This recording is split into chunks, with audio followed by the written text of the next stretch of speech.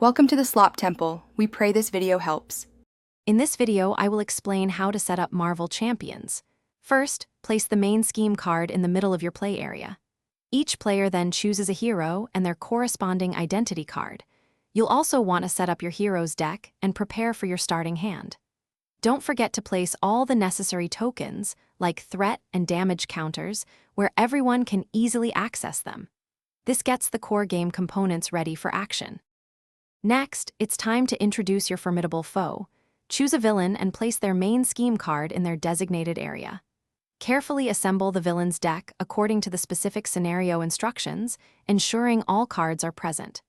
Don't forget to place the villain's health dial, typically starting at a specific value like 15 or 20, and any acceleration tokens. Finally, prepare the encounter deck, which will challenge you throughout the game. Now, let's get your hero ready for battle. Each player should thoroughly shuffle their hero deck, making sure it's well randomized. Then, draw a starting hand of 6 cards.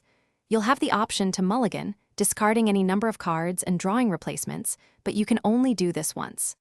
Finally, set your hero's hit point dial to its starting value, which is usually around 10 or 12, depending on your chosen hero.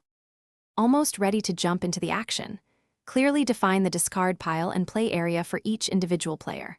Also, establish the general discard pile and the encounter discard pile for shared game elements. Double-check that all tokens, dials, and counters are within easy reach for everyone at the table. Finally, determine who will be the first player and give them the first player token. You are now fully set up and ready to begin your heroic adventure. Thanks for watching. Consider subscribing if we helped you.